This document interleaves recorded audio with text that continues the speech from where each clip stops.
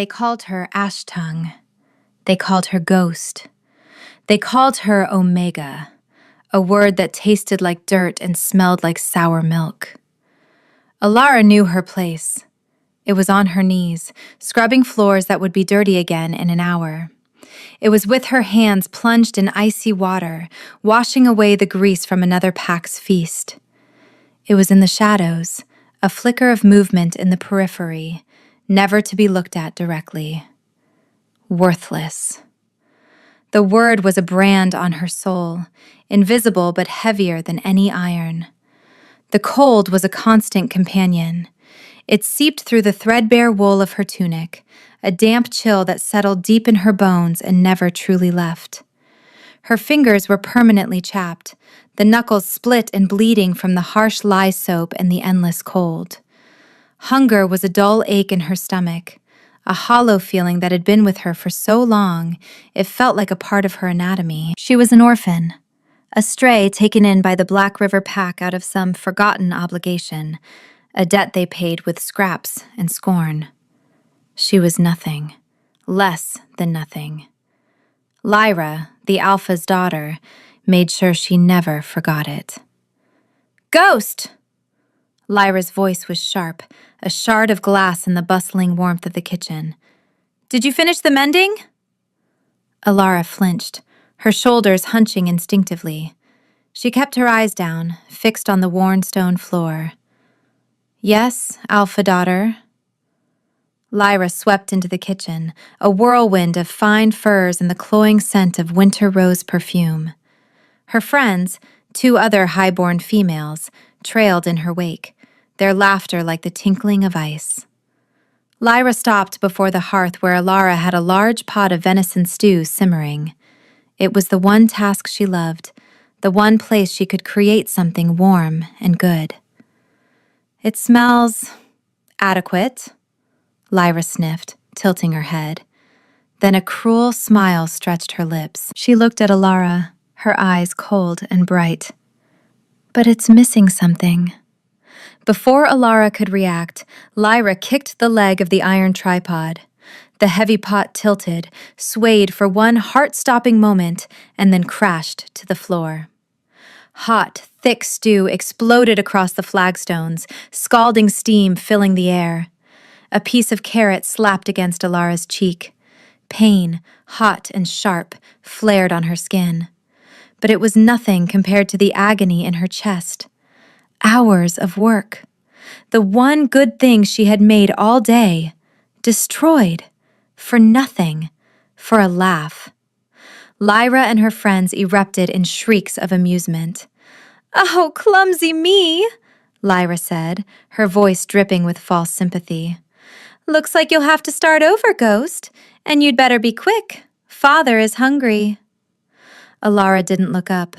She felt the eyes of the other kitchen staff on her, a mixture of pity and relief that it was not them. She could feel the heat of the spill warming the cold floor beneath her knees. The rich scent of the wasted stew was a torment. She did not cry. She would not give them that. Instead, she clenched her jaw so hard her teeth ached. She took a shuddering breath, the smell of herbs and meat filling her lungs, and she held it. Let them laugh. Let them call her names. They could spill her stew, they could mock her clothes, they could starve her. But they could not break that last, tiny, stubborn thing inside her, the part of her that simply refused to die. "I will clean it up," she whispered, her voice rough. Lyra scoffed. "Of course you will. It's what you're good for." With a final, dismissive flick of her wrist, she turned and swept out of the kitchen, her laughter echoing behind her. Alara knelt in the mess, the heat soaking through the thin fabric of her trousers. She picked up a piece of venison, perfectly tender, and her stomach clenched with a painful, desperate hunger. Her throat felt tight. Worthless. The word echoed in the sudden silence of the kitchen. Maybe they were right. What was she, if not this? A creature of ash and cinders, made only to clean up the messes of others. But as she began to scoop the wasted food into a bucket, her raw fingers trembling, a different thought, quiet and fierce, sparked in the cold darkness of her mind. One day, she would be warm. The blizzard came without warning. It was not a normal storm. The sky didn't just turn gray, it turned a bruised, malevolent purple. The wind didn't just howl, it screamed, a high, thin sound like something dying. It sliced through the pack house walls, carrying a cold so profound it felt like a living entity, a predator seeking warmth to devour. It was in the midst of this unnatural tempest that Lyra found her next opportunity for cruelty. She found Alara shivering by the kitchen's dying fire, trying to coax a little warmth into her frozen fingers. "Ghost," Lyra said, her voice sharp enough to cut through the wind's shriek. "We're out of silver birch logs, the ones for the Alpha's hearth. The scent calms him." Alara looked up, her heart sinking. "But the woodpile is buried. The storm." "The woodpile by the house is buried," Lyra corrected, a sly, vicious gleam in her eyes. "But the old grove by the Whispering Falls isn't. There are always dry, dead branches there. Go and fetch some." It was a death sentence. The Whispering Falls were a 2-mile trek through the deepest, most dangerous part of the territory, a place wolves avoided even in good weather. In this blizzard, it was suicide. Alara knew it. Lyra knew it. "Please, Alpha Daughter," Alara begged, her voice barely a whisper. "I won't survive. The cold." Lyra's face hardened into a mask of contempt. "Are you refusing an order, Omega?" she hissed. "Do you want me to tell my father that the Pack's charity is being repaid with insolence? Go, or I will have you thrown out into the storm with nothing but the rags on your back." The choice was no choice at all, a quick death in the snow, or a slow, agonizing one after being cast out. Alara bowed her head, the fight draining out of her. "I will go." She pulled on her thin, patched cloak, a garment that offered as much protection from the wind as a spider's web. The moment she stepped outside the pack house, the storm hit her like a physical blow. The wind tore the breath from her lungs and drove ice crystals into her eyes, blinding her. The cold was a solid thing, a wall of razor blades that flayed her skin. Every step was a battle. The snow was already waist-deep in places, a thick white sea that tried to drag her down and bury her. She pushed on, driven by the ghost of an order, by the stubborn spark that refused to be extinguished. She lost all sense of time and direction. The world became a maelstrom of white and screaming gray. Her feet and hands went numb, then her face. The shivering stopped, replaced by a dangerous, creeping lethargy. She knew, in a distant part of her mind, that this was how it ended. She would simply lie down and let the snow cover her. She would become a ghost in truth. It was a flicker of movement that caught her eye, a patch of darkness in the blinding white. She stumbled towards it, thinking it might be a rock outcropping, a sliver of shelter. But as she drew closer, she saw it wasn't a rock. It was a wolf. A creature of impossible size, its fur the color of a moonless night. It was surrounded. Shadows, darker than the wolf, swirled around it. They had no true form, just vaguely canine shapes with eyes that burned like dying coals. They moved with a greasy, unnatural speed, darting in to slash at the great wolf with claws of solidified darkness. The scent of blood, hot and metallic, cut through the frozen air. The giant wolf fought with a terrible, silent fury. It moved with a grace that belied its massive size, jaws snapping, claws tearing. But it was injured. A deep gash ran along its flank, and its movements were growing slower. It was being overwhelmed. Fear, cold and absolute, seized Alara. She should have run. She should have hidden. But she was frozen, watching the magnificent creature being torn apart by things that should not exist. And then, a strange, inexplicable feeling rose up in her chest. It was not courage. It was not pity. It was a resonance. A deep, thrumming chord that vibrated from the wolf to her. She saw one of the shadow beasts lunge for the wolf's throat. Without thinking, without reason, she acted. She scooped up a heavy, ice-crusted rock. Her arm screamed in protest as she hurled it with all her might. The rock flew true, striking the shadow creature on the side of its head. It didn't injure it, but it startled it. The creature screeched, a sound like grinding metal, and turned its burning eyes on her. The momentary distraction was all the great wolf needed. It lunged, its jaws closing around the shadow's neck. There was a sickening crunch, and the shadow dissolved into a puff of oily black smoke. The wolf used the opening to finish the others, a whirlwind of black fur and righteous rage. In moments, the clearing was empty save for the scent of ozone and blood. The great wolf stood panting, its massive chest heaving. Then, its legs gave out. It staggered and collapsed into the snow, a deep groan rumbling in its chest. Alara took a hesitant step forward. The wolf watched her, its eyes not the yellow of a normal wolf, but a startling, intelligent silver. As she watched, a ripple went through its form. Bones shifted, fur receded. The massive wolfish shape melted away, reforming into the body of a man. He was huge, broad-shouldered and powerfully built, completely naked despite the raging blizzard.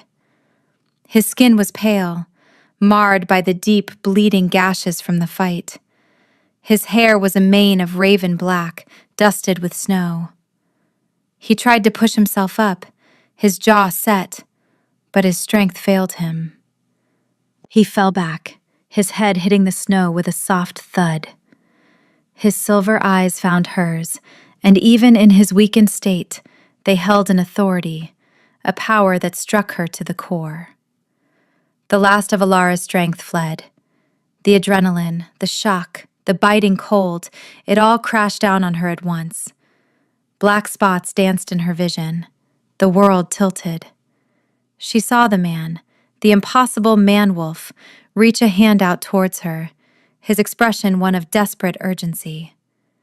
Then the white snow rushed up to meet her, and she knew no more. Darkness, cold. Then a spark. A single point of warmth in the vast, freezing emptiness. Alara drifted towards it, a moth drawn to a distant flame. The warmth grew, spreading through her, chasing the deathly chill from her limbs. It was a heat unlike any she had ever known, not the scorching heat of a fire, but a living, breathing warmth that felt like sunrise and summer earth. She felt something covering her hand, a pressure, heavy and solid. The warmth was coming from there, pouring into her, a flood of life. She fought her way back to consciousness, her eyelids fluttering open. She was in a small, dry cave, shielded from the shrieking wind. A low fire crackled nearby, casting flickering shadows on the stone walls. And the man from the snow was there, kneeling beside her. He was the source of the heat. His large hand was completely covering hers, his skin radiating a furnace-like warmth that seemed to be knitting her frozen tissues back together. He was watching her, his silver eyes intense. He was still wounded, the gashes on his chest and side stark against his pale skin, but he seemed to be ignoring them completely. His focus was entirely on her. And then he shifted, his thumb stroking the back of her hand. The moment his skin moved against hers, the world exploded. It was not a sound but a feeling a cataclysmic detonation of energy that erupted from the point of their contact. Searing, white-hot pain shot up Alara's arm, a pain so intense it stole her breath and made her scream. It felt as if her bones were being melted and reformed, as if her very blood was boiling. She tried to pull her hand away, but his grip was like iron. Through a haze of agony, she saw a light bloom on the back of her hand, a blinding, golden radiance. It coalesced, etching itself into her skin. She could feel it burning, a brand being seared into her flesh. She looked from her hand to his face. His jaw was clenched, his eyes squeezed shut. A groan of what sounded like equal parts pain and ecstasy was torn from his throat. When he opened his eyes again, they were no longer silver. They were molten gold, glowing with an inner light, swimming with an emotion so ancient and powerful, it terrified her. He stared at the glowing, intricate mark now emblazoned on her skin. It was a sigil she had never seen before, a stylized wolf howling at a crescent moon, all woven together with complex, elegant lines. The light from it began to fade, but the mark remained, stark and black against her pale, scarred skin. A claiming mark. His golden eyes lifted from the mark to her face. He looked at her as if he were a starving man and she were the first feast he had seen in 1,000 years. Awe, reverence, and a terrifying, absolute possessiveness warred in his expression. The pain in her arm subsided, replaced by a thrumming, pulsing connection that ran from her to him. It was a living thing, a cord of energy that bound them together. She could feel his strength, his ancient weariness, his shock, and his overwhelming, soul-shaking relief. "Mine," he rasped, his voice a deep, resonant thunder that vibrated through her very bones. Fear, sharp and primal, pierced through her confusion. Who was this man? What was happening to her? Her mind, conditioned by a lifetime of worthlessness, could not process this. Danger. This man was danger. He was power incarnate, a predator of the highest order, and he had just branded her like livestock. But her body, her soul, betrayed her. The bond sang between them, a song of homecoming, of completion. His presence was a balm against the cold loneliness she had carried her entire life. It felt right. Terrifyingly, impossibly right. "You're her," he whispered, his voice softer now, filled with a wonder that seemed to shake him to his core. "After all this time, you're her." The conflict was too much. The pain, the shock, the impossible warmth, the terror, the belonging. Her vision swam. The glowing golden eyes were the last thing she saw before the darkness reclaimed her, the deep rumble of his voice echoing in her soul. "Mine." When Alara awoke again, the storm had lessened its fury to a dull roar outside the cave. The fire was a steady, comforting presence. She was wrapped in a thick, impossibly soft fur pelt that smelled of pine, winter storms, and him. The man. He was sitting across the small fire watching her. He had tended to his own wounds, binding them with strips of cloth torn from what looked like his own shirt, which now lay in tatters. He had dragged her meager cloak into the cave as well. It lay in a pathetic, damp heap near the entrance. "How do you feel?" he asked. His voice was quieter now, but it still held that deep, resonant quality that made the air hum. Alara instinctively pulled the fur tighter around her. She looked at her hand. The mark was there, a stark black sigil on her skin. It was not a dream. "What did you do to me?" she whispered, her voice trembling. His expression softened. He looked pained by her fear. "I did not mean to cause you pain. The bonding, it can be violent when it has been denied for so long." "Bonding?" She shook her head, confusion warring with terror.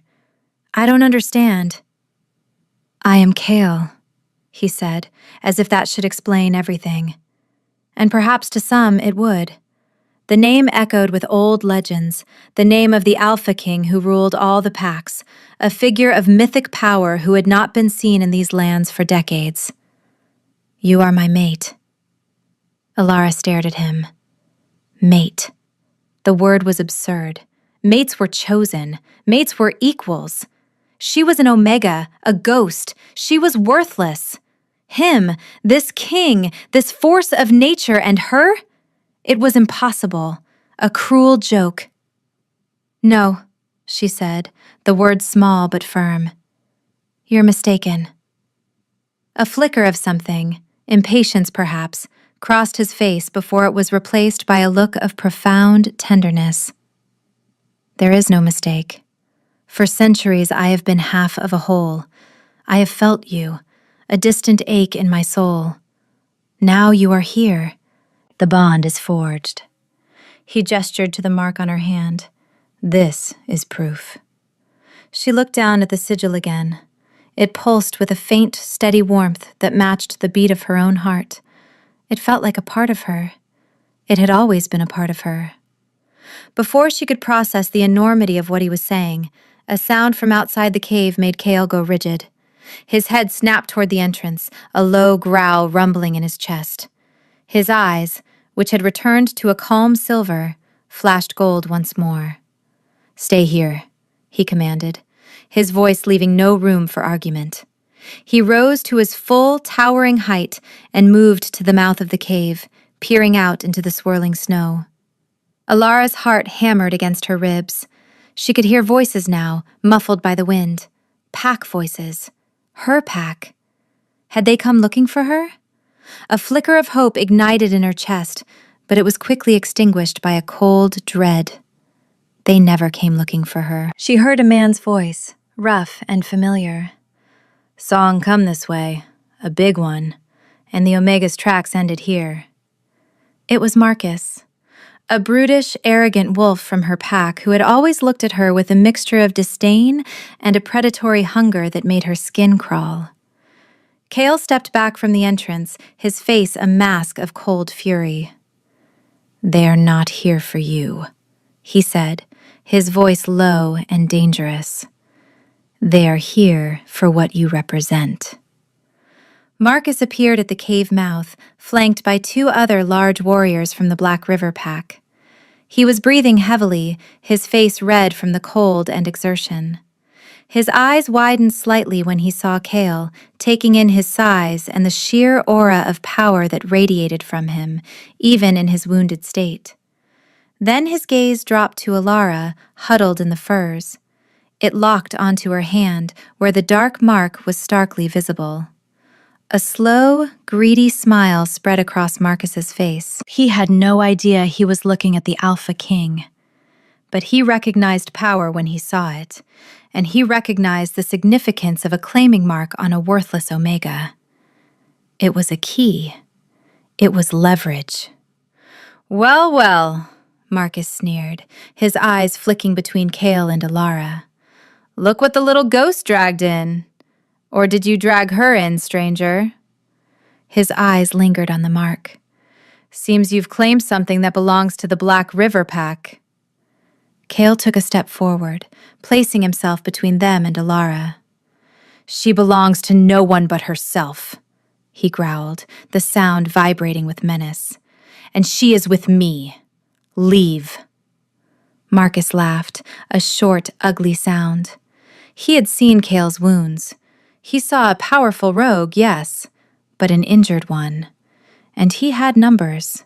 He was ambitious, a secret sycophant of the growing power in the north, the shadowy faction known as the Ember Covenant, led by a usurper who called himself King Morgrath. Capturing a powerful rogue's fated mate, especially one with such a potent mark, would be a prize to lay at Morgrath's feet. It would earn him power. Status.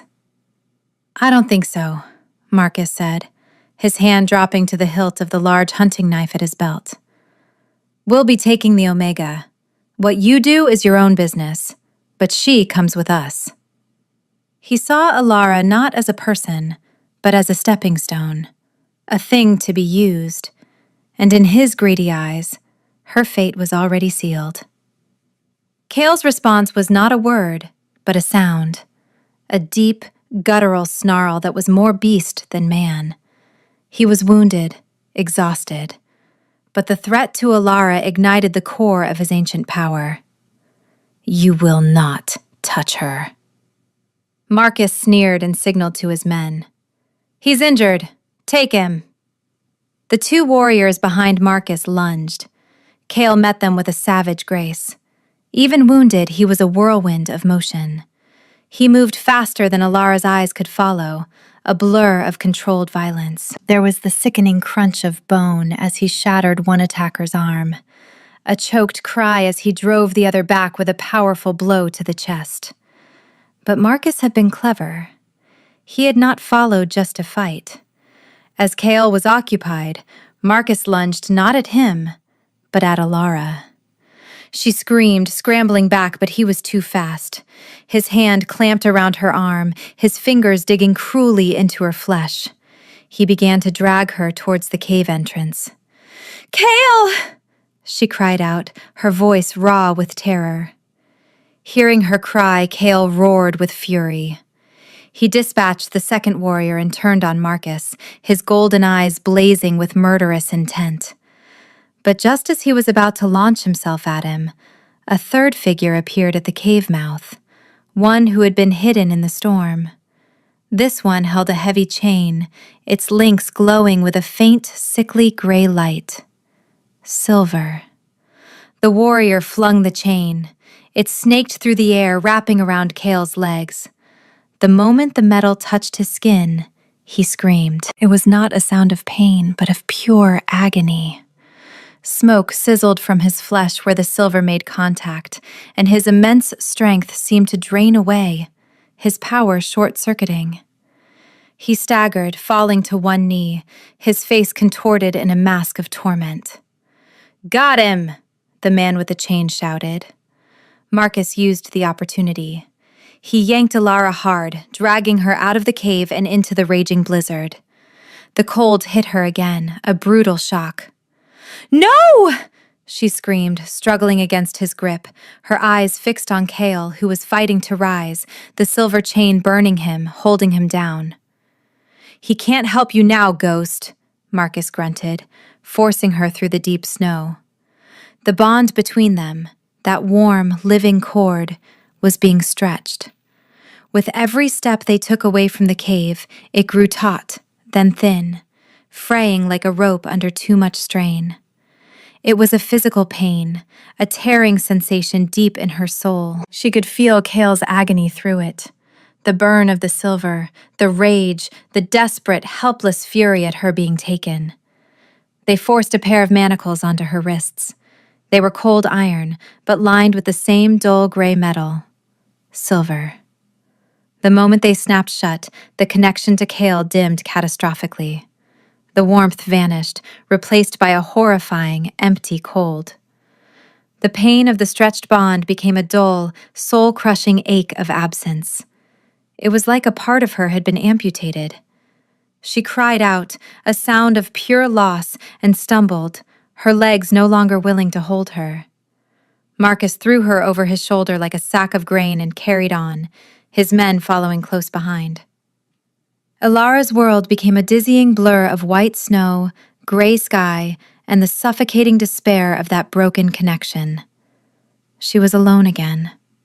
No, this was worse than before. Before, she had only known emptiness.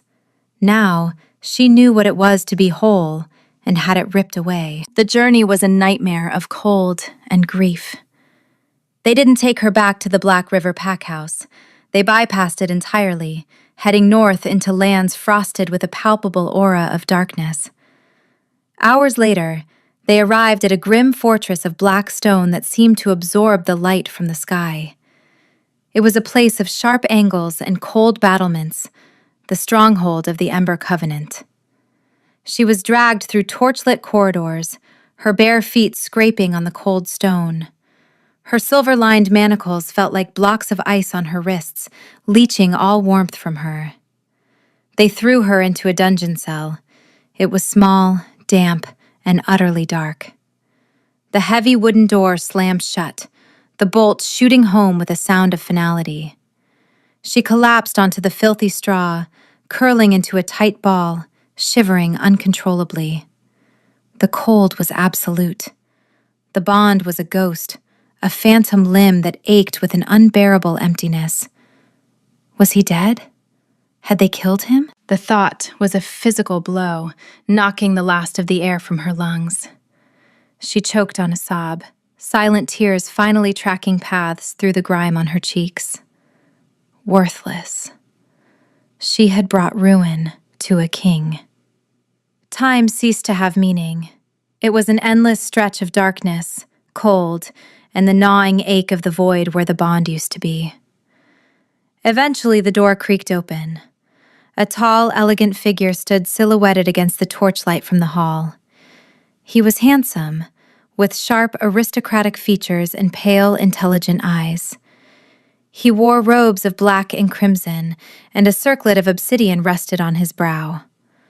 An aura of immense dark power radiated from him, a chilling counterpoint to the vibrant life she had felt from Kael. "So," the man said, his voice smooth and cultured like oiled silk. "This is the little stray that has caused so much trouble." He stepped into the cell, his eyes finding the mark on her hand. He knelt, taking her hand in his. His touch was cold as the grave. A potent mark. He truly poured his soul into this. A desperate act for a desperate man. This was Morgrath, the Shadow King. "Kael has been a thorn in my side for too long," Morgrath continued, his thumb tracing the lines of her sigil, making her skin crawl. "He clings to the old ways, to the light. He does not understand that power lies in control, in the shadows where true strength is forged." He looked up, his pale eyes boring into hers. "He believes this bond makes him stronger. He is a fool. A bond can be taken. It can be reforged." Alara stared at him, her fear a cold knot in her stomach. "I will perform a ritual," Morgrath explained, his voice dropping to a conspiratorial whisper.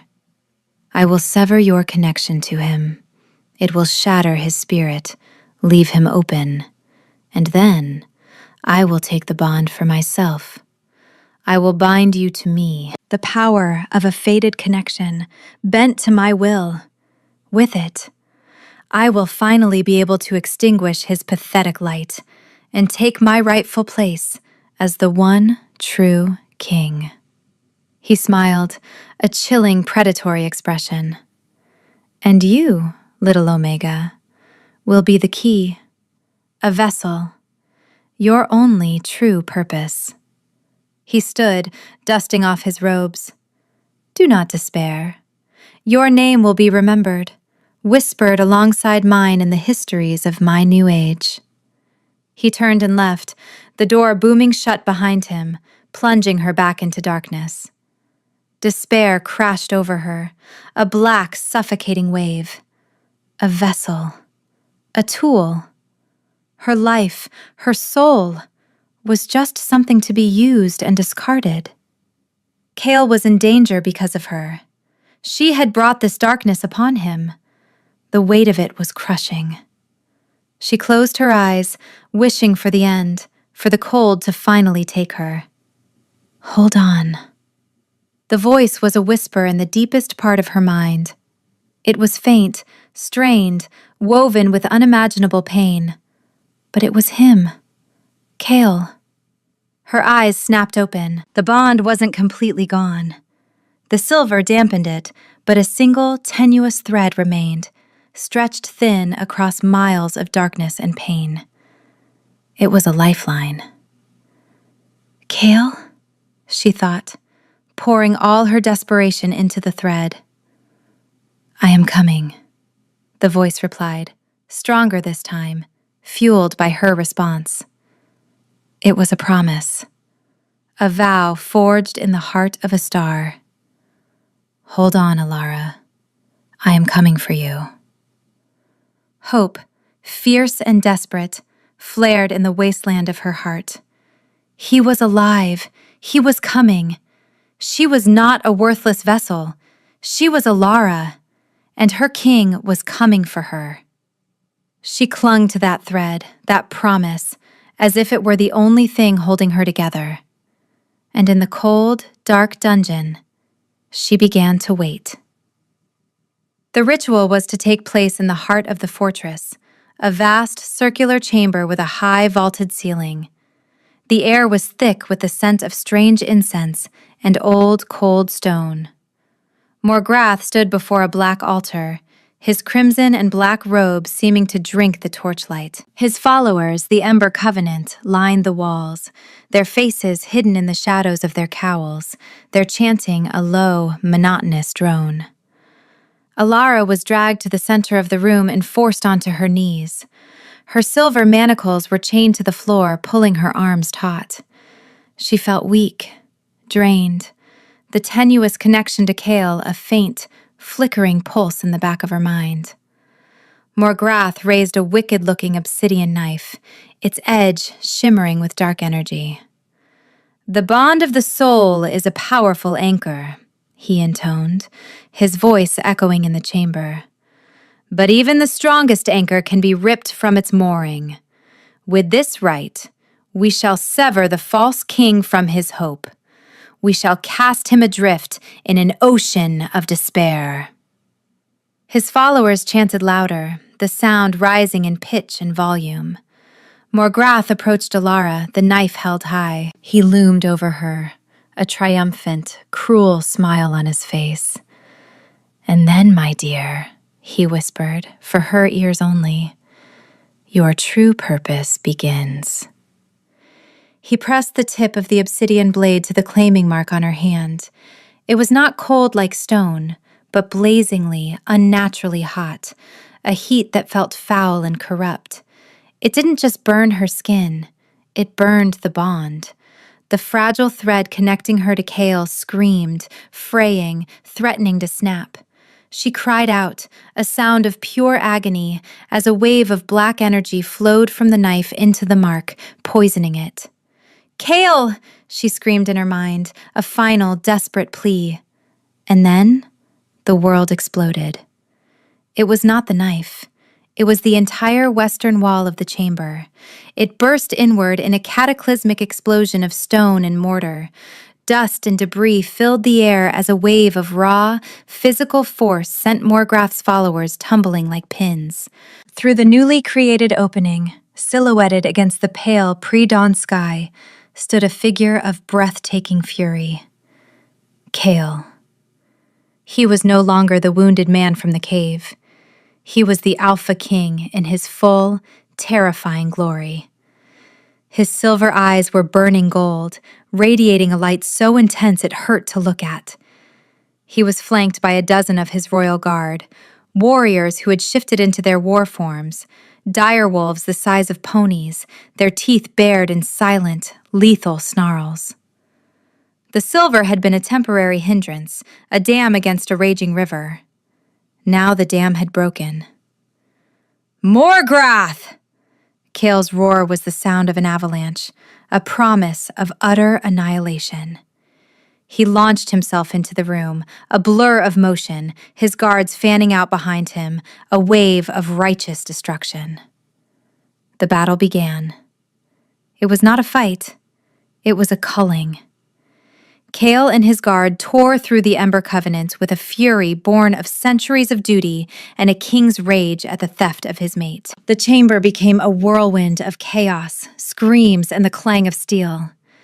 In the confusion, Morgrath scrambled to his feet, his face a mask of disbelief and rage. His ritual was ruined. His prize was being threatened.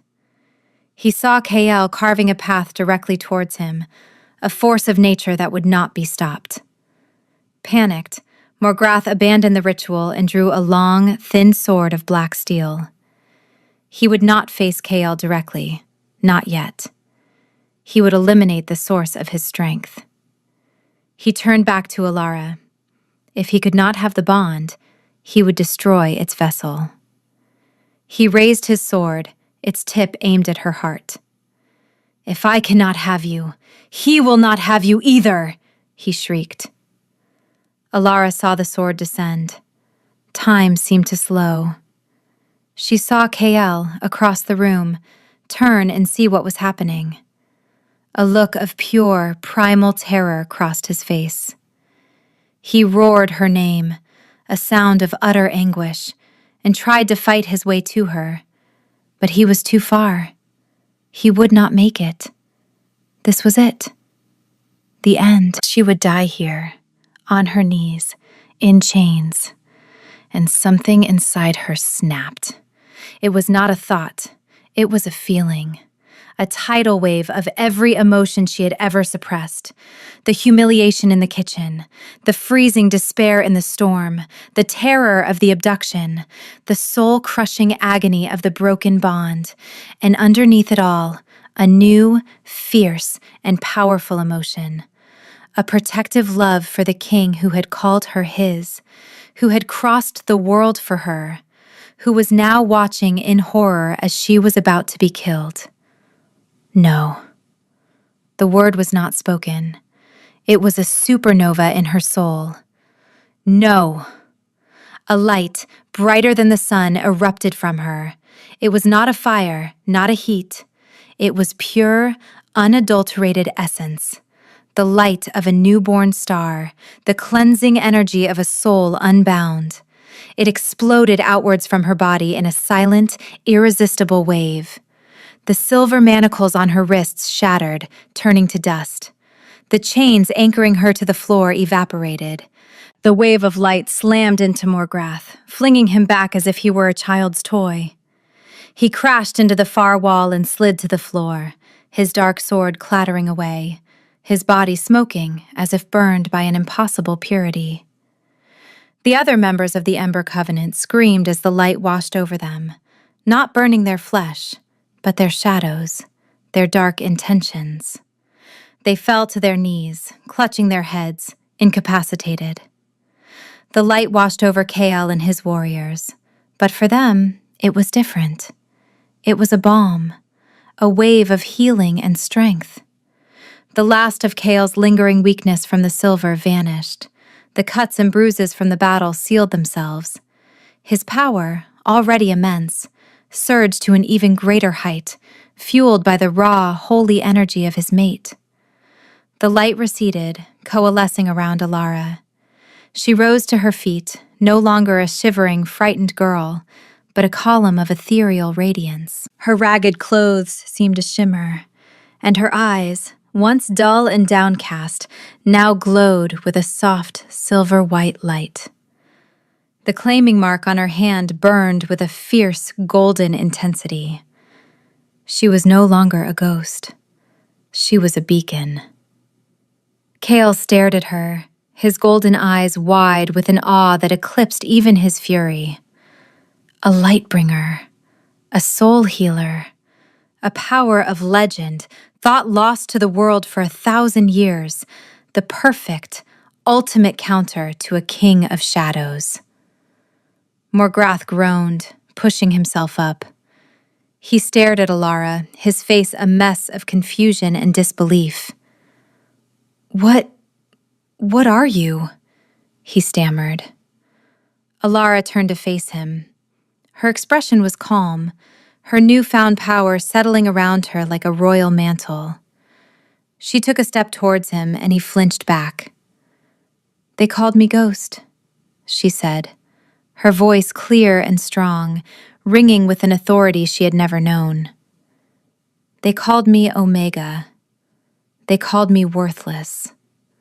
She took another step.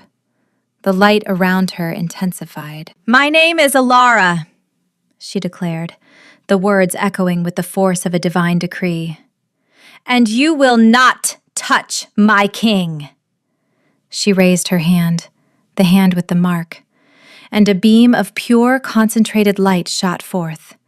It struck Morgrath in the chest. He didn't scream.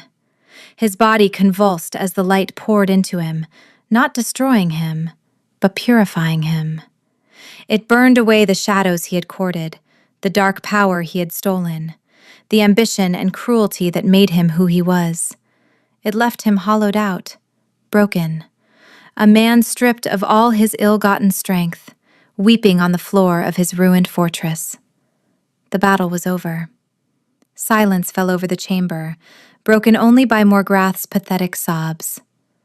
Chaol's guards stood in a stunned, reverent circle, their war forms melting away as they shifted back into their human shapes, their eyes fixed on Alara with utter awe. Chaol moved. He walked towards her, his steps slow, deliberate. The closer he got, the more the light around her seemed to welcome him, to reach for him. He stopped just before her, his golden eyes searching her face.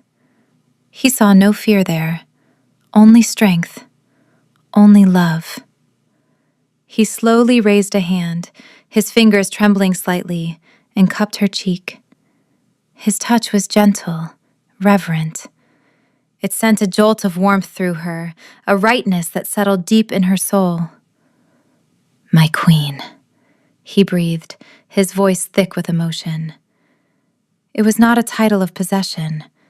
It was a statement of fact, a recognition of her power, her spirit, her worth. Tears welled in Alara's eyes, but they were not tears of sorrow or fear. They were tears of release, of acceptance, of finally being seen.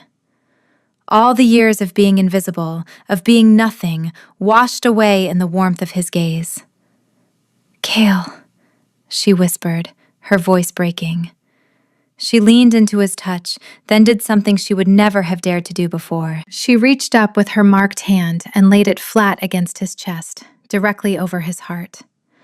The moment her palm made contact with his skin, the bond flared between them, 1,000 times stronger than before.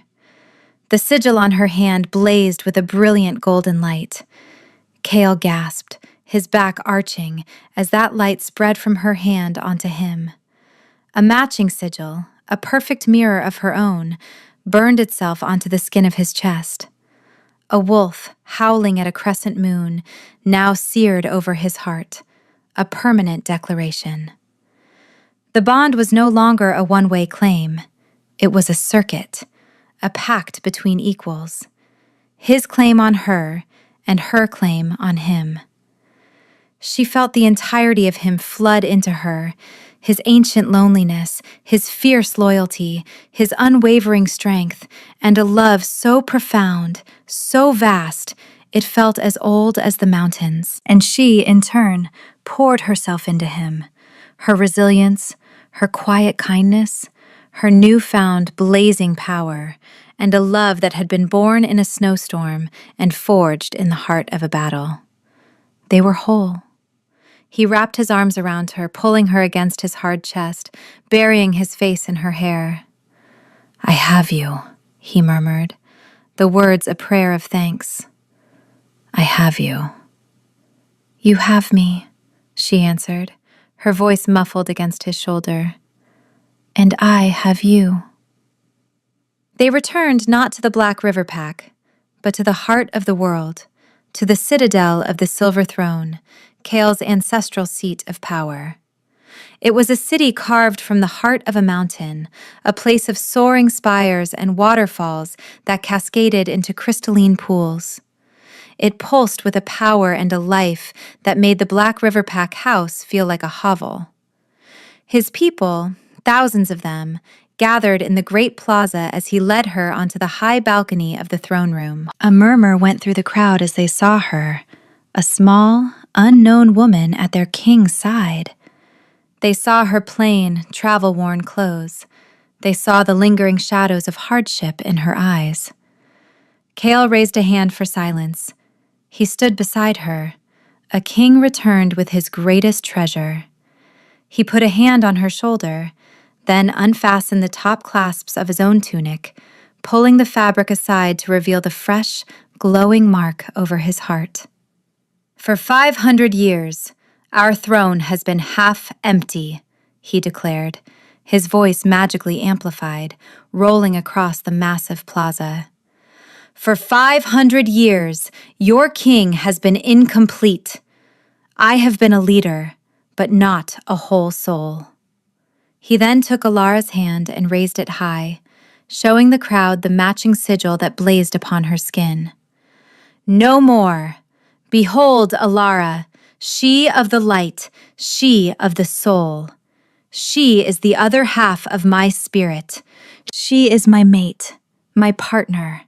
And from this day forward, she is your queen. A moment of stunned silence, and then the crowd erupted. It was not just a cheer. It was a roar of pure, unadulterated joy. A tidal wave of celebration and relief that shook the very foundations of the mountain. They were not cheering for a king's possession. They were cheering for a family made whole, for a balance restored, for the arrival of a Luna queen whose light they could feel even from a distance. Alara stood frozen, overwhelmed.